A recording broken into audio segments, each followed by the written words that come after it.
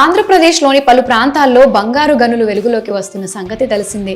ఇప్పటికే తుగ్గలి మండలంలో బంగారు గనులు ఉన్నట్లు గుర్తించడమే కాక అక్కడ తవ్వకాలు ప్రారంభించారు. ఇదిలా ఉండగా తాజాగా జియోలాజికల్ సర్వే ఆఫ్ ఇండియా అధికారులు కర్నూలు జిల్లా ఆస్పరి మండలంలో కూడా బంగారం గనులున్నాయని ప్రాథమికంగా నిర్ధారించారు. సాధారణంగా కర్నూలు అనగానే అందరికీ వజ్రాల వేటనే గుర్తుకు వస్తుంది. వర్షాకాలం ప్రారంభంలో రైతులతో పాటు రైతు కూలీలు, చుట్టుపక్కల ప్రాంతాల వారు వజ్రాల వేట కొనసాగిస్తూ ఉంటారు. అయితే వారందరినీ ఆశ్చర్యానికి గురి చేస్తూ ఇక్కడ బంగారు గనులు వెలుగులోకి రావడం సంచలనంగా మారింది. ఈ నేపథ్యంలో బుధవారం నిర్వహించిన రాష్ట్ర జియోలాజికల్ బోర్డు సమావేశంలో కర్నూలు జిల్లా డిటి రాజశేఖర్, నంద్యాల జిల్లా ఏడి రామచంద్రలకు సర్వేల వివరాలు తెలియజేశారు. ఆస్పరి మండలంలోని పలు గ్రామాల్లో బంగారం నిక్షేపాలు ఉన్నట్లు ప్రాథమికంగా అంచనా వేసింది.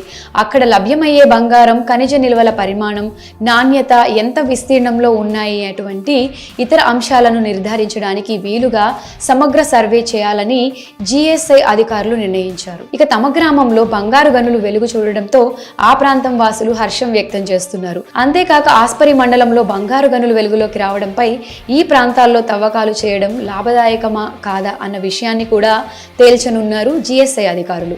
అందుకు అనుగుణంగా ప్రస్తుత ఆర్థిక సంవత్సరంలో సర్వేను పూర్తి చేయాలని జిఎస్ఐ భావిస్తోంది. దీంతో పాటు తాడిపత్రికి 12 కిలోమీటర్ల దూరంలో గ్యాస్ నిక్షేపాలు ఉన్నాయని, వాటి పరిణామాన్ని అంచనా వేసేందుకు ఓఎన్జీసీ సంస్థ సైతం సర్వే చేపట్టనుంది. అలాగే ఏపీలోని జొన్నగిరి ప్రాజెక్టులో వచ్చే ఏడాది చివరి నాటికి పూర్తి స్థాయిలో ఉత్పత్తి ప్రారంభించాలని భావిస్తున్నారు. ఏడాదికి 750 కిలోగ్రాముల ఉత్పత్తి సామర్థ్యం గల ఈ మైన్లో వచ్చే ఏడాదికి చివరి పూర్తి స్థాయి ఉత్పత్తి ప్రారంభమయ్యే అవకాశం ఉందని అన్నారు అధికారులు. ఇక కర్నూలు జిల్లా తుగ్గలి మండలంలోని జొన్నగిరి, ఎర్రగడ్డ, పగిడిరాయి గ్రామాల్లో బంగారం గని విస్తరించి ఉందని జిఎస్ఐ అధికారులు తెలిపారు. దీనిని జొన్నగిరి గోల్డ్ ప్రాజెక్ట్ గా పిలుస్తున్నారు. ఈ గనికి 2013లోనే అనుమతులు వచ్చాయి. బంగారాన్ని తవ్వి తీయడానికి అవసరమైన ముందస్తు పనులన్నీ పూర్తి చేయడానికి 8 నుంచి 10 సంవత్సరాలు పట్టిందని వెల్లడించారు అధికారులు. ఈ క్రమంలో ఎన్ఎండిసి రాష్ట్రంలో బంగారంతో పాటుగా అనుబంధ ఖనిజాల తవ్వకాల కోసం గనులు కేటాయించాలని ఇప్పటికే దరఖాస్తు చేసుకున్న సంగతి తెలిసిందే.